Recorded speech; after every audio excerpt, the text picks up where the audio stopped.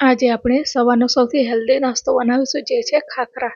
જે દરેક ગુજરાતીઓના ઘરમાં તમને જોવા મળશે અને એ પણ દરેક અલગ અલગ વેરાયટી સાથે પણ જોવા મળતા હોય છે. તો આજે આપણે બનાવીશું મસાલા ખાખરા.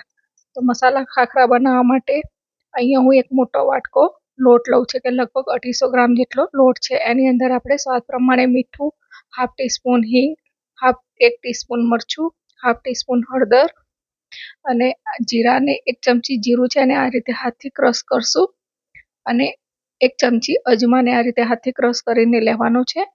ત્યારબાદ હું અહીંયા સૂકી કસૂરી મેથી લઉં છું. જો તમારે લીલી મેથી લેવી હોય તો એને થોડી તેલમાં સાંતળીને લેવાની, તો એનો ટેસ્ટ ખૂબ જ સારો આવે છે અને ખાવામાં પણ કડવું નથી લાગતું. તો હવે આપણે 2 મોટી ચમચી તેલ લીધું છે મોયણ માટે અને સારી રીતે લોટને આ રીતે મિક્સ કરવાનો છે. અને આ પ્રમાણેનું મોયણ આપણે 1 મુઠ્ઠી પડતું રાખવાનું છે. ત્યારબાદ અહીંયા થોડું પાણી રેડીને આપણે એનો લોટ બાંધીશું.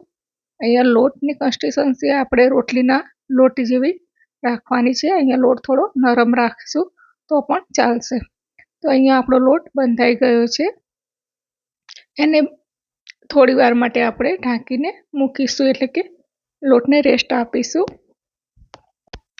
તો અહીંયા આપણો લોટ રેડી છે. તો એના આપણે 2 ભાગ કરી લઈશું અને એના આપણે લુવા પાડી લેવાના છે. અહીંયા આપણે આ રીતે એક મોટો રોલ કરી અને ચપ્પાથી એક સરખા લુવા કરી લઈશું, કે જેથી આપણા ખાખરા એ બધા જ એક સરખા બને. અને આ રીતે ના કરો તો તમે એમને પણ ગુલ્લા વાળી શકો છો.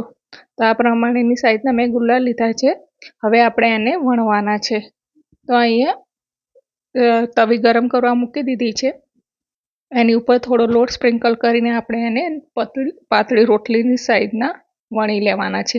અહીંયા તમે ખાખરા હોમમેડ બનાવો છો તો તમે સાઈઝ તમારા પ્રમાણે રાખી શકો છો. તો તમે જોઈ શકો છો કે મેં એકદમ સરસ પાતળા કાગળ જેવા વણ્યા છે. તો એને વણીને આપણે જે તવી ગરમ કરવા મૂકી હતી એની ઉપર એડ કરીશું અને સહેજ ચડે એટલે આપણે એને સાઈડ ફેરવી લઈશું. અને આ રીતે તેલ નાખીને આપણે એને ધીમા તાપે, અહીંયા ગેસની ફ્લેમ એકદમ મીડિયમ સ્લો રાખવાની છે અને આ રીતે દબાવતા આપણે ખાખરાને ચડવવાના છે. અને લગભગ 2-1 મિનિટમાં આપણો ખાખરો ક્રિસ્પી બનીને તૈયાર થઈ જાય છે. તો તમે જોઈ શકો છો કે એકદમ સરસ પાતળા ખાખરા રેડી થયા છે અને ખાવામાં પણ ખૂબ જ ટેસ્ટી બન્યા છે. અને આ ખાખરા હોમમેડ હોવાથી એમાં ઓઇલ પણ ઓછું રેડ્યું છે અને ઓછા ઓઇલમાં બનાવેલા છે. તો તમે પણ આ રીતે ઘરે બનાવી શકો છો. તો તમને મારી આ રેસીપી કેવી ગમી એ કોમેન્ટમાં જરૂર કહેજો અને મળીશું એક નવા વિડીયો સાથે. ત્યાં સુધી બાય.